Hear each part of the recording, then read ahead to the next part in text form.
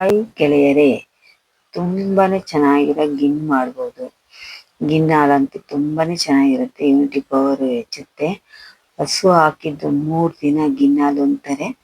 ಅದನ್ನ ಕಡಲೆಪುರಿ, ಆ ಗಿನ್ನಾಲು, ಅವಲಕ್ಕಿ, ಕಡಲೆ ಬೀಜ, ಗೋಡಂಬಿ, ಬೆಲ್ಲ, ಕೊಬ್ಬರಿ, ರವೆ, ಏಲಕ್ಕಿಕಾಯಿ ಇವೆಲ್ಲ ಹಾಕಿ ತುಂಬಾನೇ ಟೇಸ್ಟಿಯಾಗಿ ಗಿನ್ ಮಾಡಬಹುದು. ಕಡಲೆನ ಚೆನ್ನಾಗಿ ಕಡಲೆ ಬೀಜನ ಹುರ್ಕೊಬೇಕು. ಕಡಲೆ ಬೀಜನ ಸಿಪ್ಪೆ ತೆಗೆದ್ರೆ ತುಂಬಾನೇ ಚೆನ್ನಾಗಿರುತ್ತೆ.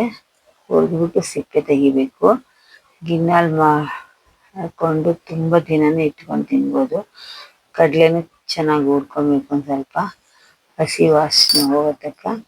ಯಾಕೆಂದರೆ ಹಾಲ್ಗೆ ಹಾಕಿದ್ಮೇಲೆ ಜಾಸ್ತಿ ಹೊತ್ತು ಬೇಯಿಸಲ್ವಲ್ಲ, ಅದಕ್ಕೆ ಚೆನ್ನಾಗಿ ಎಲ್ಲ ಹುರ್ಕೊಬೇಕು. ಅದು ಜಲ್ದಿನೇ ಮಾಡ್ಬೋದು ಎಲ್ಲ ಹುರ್ಕೊಂಡು ಆದಮೇಲೆ.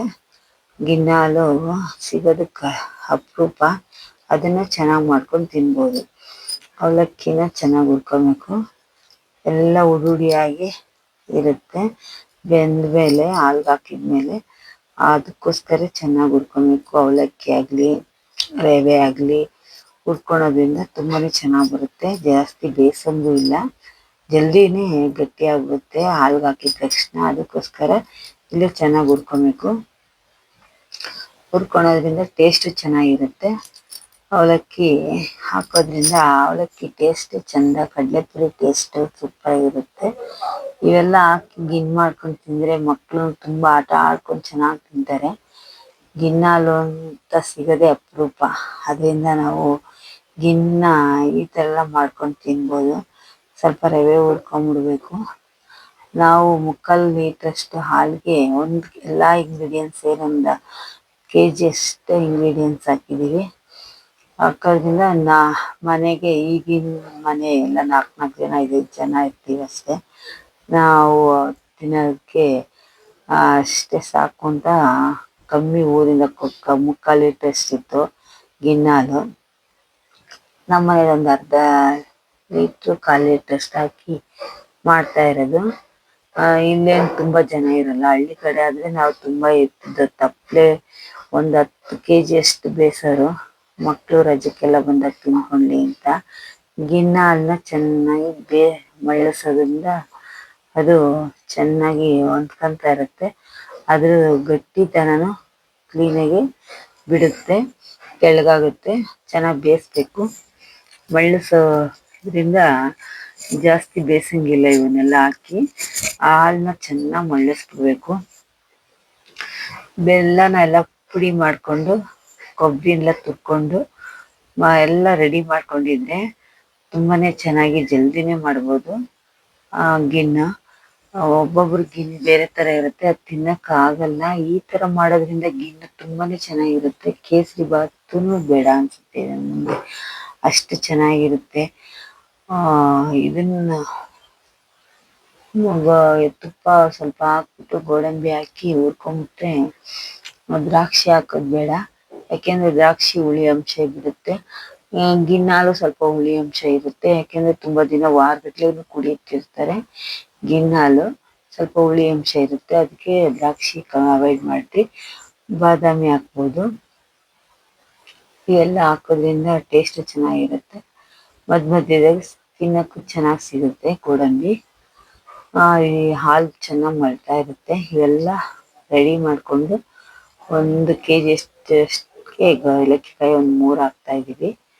ತುಂಬಾ ಹಾಕಿದ್ರೆ ಚೆನ್ನಾಗಿರಲ್ಲ, ಸ್ಮೆಲ್ ಜಾಸ್ತಿ ಆಗಿರುತ್ತೆ. ಇವೆಲ್ಲ ಹಾಕ್ಬಿಟ್ಟು ಗೋಡಂಬಿ ಎಲ್ಲ ಹುರ್ಕೊಂಡಿರ್ತೀವಿ, ಲಾಸ್ಟ್ ಹಾಕೋದ್ರಿಂದ ಒಳ್ಳೆಯದು. ಇದನ್ನ ಎಲ್ಲ ಫಸ್ಟ್ ಹಾಕೊಂಬೋದು, ಏಲಕ್ಕಿಕಾಯಿನ ಲಾಸ್ಟ್ ಹಾಕೋದು ತುಂಬ ಒಳ್ಳೆಯದು. ಕುಟ್ಟಿ ಪುಡಿ ಮಾಡಿಕೊಂಡು 1 ಸ್ಪೂನ್ ಅಷ್ಟಾಗುತ್ತೆ. 3 ಏಲಕ್ಕಿಕಾಯಿ 1 kg ಮೇಲಾಗುತ್ತೆಲ್ಲ ಇಂಗ್ರೀಡಿಯೆಂಟ್ಸು. ತುಂಬಾ ಚೆನ್ನಾಗಿ ಬರುತ್ತೆ. ಎಷ್ಟು ದಿನ 3 ದಿನ ಮಾಡ್ಕೊಂಡು ಆ ಕಾಲದಾಗೆ ವಾರಗಟ್ಟಲೆ ಮಡಿಕೊಳ್ಳೋರು, ಫ್ರಿಡ್ಜ್ ಇರ್ತಾರೆ. ನಾವು ಹುಡುಗರಿಗೆ ಆಟ ಆಡ್ಕೊಂಬಂದು ಚೆನ್ನಾಗಿ ತಿನ್ನಿವು, ಆಟ ಆಡಿವು, ಮಕ್ಳಿಗೆ ಚೆನ್ನಾಗಿರೋದು. ಇಮ್ಯುನಿಟಿ ಪವರ್ ಅಂತೂ ತುಂಬಾ ಚೆನ್ನಾಗಿರುತ್ತೆ ಇದನ್ನು ತಿನ್ನೋದ್ರಿಂದ. ಗಿನ್ನಾಲು ವಾರದ ತನಕ ಗಿನ್ನಾಲು ಅಂತ ಎಲ್ಲರಿಗೂ ಕೊಡೋರು, ನಾವು ಮಾಡಿ 3 ದಿನದ ಹಾಲು ಅಂತ. ಊರುಗಳಿಗೆ ಎಷ್ಟು ತುಂಬಾನೇ ಚೆನ್ನಾಗಿ ಬರುತ್ತೆ ಗಿಣ್ಣು. ಆವಾಗ ಕೆಡ್ತಾನೆ ಇರ್ತಿರ್ಲಿಲ್ಲ, ಅಷ್ಟು ಚೆನ್ನಾಗಿ ಇಟ್ಟಿನ ಕೋಲು 2 ಇಟ್ಟಿನ ಕೋಲಾಗ ಚೆನ್ನಾಗಿ ತಿರುವೋರು ಗಟ್ಟಿಗೆ. ನಾವು ಮುರ್ಕೊಂಡು ಸ್ವಲ್ಪ ನೆಟ್ಕೊಂಡು ಹೋಗಿ ತಿನ್ಕೊಂಬರಿ ಒಳ್ಳೆ ಕೇಕ್ ತರ, ಆ ತರ ಬರೋದು. ಈಗ ನಮ್ದು ಗಟ್ಟಿ ಇದೆ, ಅಷ್ಟು ಗಟ್ಟಿ ಮಾಡಿಲ್ಲ ನಾವು, ತಿರುವೋದು ಕಷ್ಟ, ಆಮೇಲೆ ಜಲ್ದಿನೇ ಖಾಲಿ ಆಗ್ಬಿಡುತ್ತೆ ಅಂದ್ಬಿಟ್ಟು ಇದನ್ನ ಬಟ್ಲಿಗೆ ಹಾಕೊಂಡು ತಿನ್ಬೋದು. ತುಂಬಾನೇ ಚೆನ್ನಾಗಿ ಬರುತ್ತೆ ಅದು. ಆ ಸ್ಪೂನ್ ಹಾಕೊಂಡು ಒಂದು ಬಟ್ಲಿಗೆ ಹಾಕೊಂಡು ತಿನ್ಬೋದು. ಪೊಂಗಲ್ ಥರ, ಆದರೆ ಪೊಂಗಲ್ ಟೇಸ್ಟೇ ಬೇರೆ, ಇದೇ ಟೇಸ್ಟೇ ಬೇರೆ. ಪೊಂಗಲ್ಗಿಂತ ಟೇಸ್ಟಿಯಾಗಿರುತ್ತೆ ಇದು. ಗಿಣ್ಣು ಹಾಲದ್ದು ಜಾಸ್ತಿ ಇದ್ದಷ್ಟು ಇನ್ನೂ ಚೆನ್ನಾಗಿ ಬರುತ್ತೆ. ಇದನ್ನ ಮಕ್ಕಳು ಆಟ ಆಡ್ಕೊಂಡು ತಿನ್ಕೊಂಡು ಇರ್ತಾರೆ. ಮಕ್ಳಿಗೆ ಗಿಣ್ಣು ಹಾಲು ಕೊಡೋದ್ರಿಂದ ತುಂಬಾನೇ ಒಳ್ಳೆಯದು. ಇದನ್ನ ಉಂಡೆ ಕಟ್ಬಿಟ್ಟು ಇನ್ನೊಂದು ಉಂಡೆ ಕೊಟ್ಟರೆ ಮಕ್ಕಳು ಎಲ್ಲ ಚೆನ್ನಾಗಿ ತಿನ್ಕೊಂಡು ತಿರುಗಾಡ್ತವೆ. ಉಂಡೆ ಕಟ್ಟೋದ್ರಿಂದ ಮಕ್ಕಳು ಎಲ್ಲೂ ಬೀಳೋದು ಇಲ್ಲ, ಅವು ಚೆನ್ನಾಗಿ ಹೊಂದ್ಕೊಂಡಿರುತ್ತೆ, ಎಲ್ಲೋ ಇಟ್ಟಾಡ್ತವೆ, ಎಲ್ಲ ಬೀಳಿಸ್ತವೆ ಅನ್ನೋದೇನಿಲ್ಲ. ಕಾಳುಗಳು, ಕಡಲೆ ಬೀಜ ಎಲ್ಲ ಹಾಕಿರ್ತೀವೋ ಎಲ್ಲ ಬೀಳುತ್ತೆ ಅನ್ನೋದೇನಿರಲ್ಲ, ಚೆನ್ನಾಗಿ ಹೊಂದ್ಕೊಳ್ಳುತ್ತೆ. ಆಮೇಲೆ ಮುದ್ದೆ ಥರನೂ ಆಗಿರಲ್ಲ, ತುಂಬಾನೇ ಚೆನ್ನಾಗಿರುತ್ತೆ. ಮುರ್ಕೊಂಡು ಒಳ್ಳೆ ಲಾಡು ಥರ ಇರುತ್ತೆ, ಲಾಡು ತಿನ್ನಂಗಾಗುತ್ತೆ. ಅಲ್ಲೇ ಲಾಡು ಥರ ಆಟ ಆಡ್ಕೊಂಡು ತಿಂತ ಹುಡುಗರು. ಕೈಗೆ ನೋಡಿ ಏನು ಮೆತ್ತದೇ ಇಲ್ಲ, ಚೂರುನು ಮುದ್ದೆ ಥರನೇ ಆಗಲ್ಲ, ತುಂಬಾನೇ ಚೆನ್ನಾಗಿರುತ್ತೆ. ಮಕ್ಕಳಿಗೆ ಮಾಡಿಕೊಡಿ, ಇಮ್ಯುನಿಟಿ ಪವರ್ ಹೆಚ್ಚಿಸಿ ಎಲ್ಲರಿಗೂ ಒಳ್ಳೆಯದಾಗಲಿ.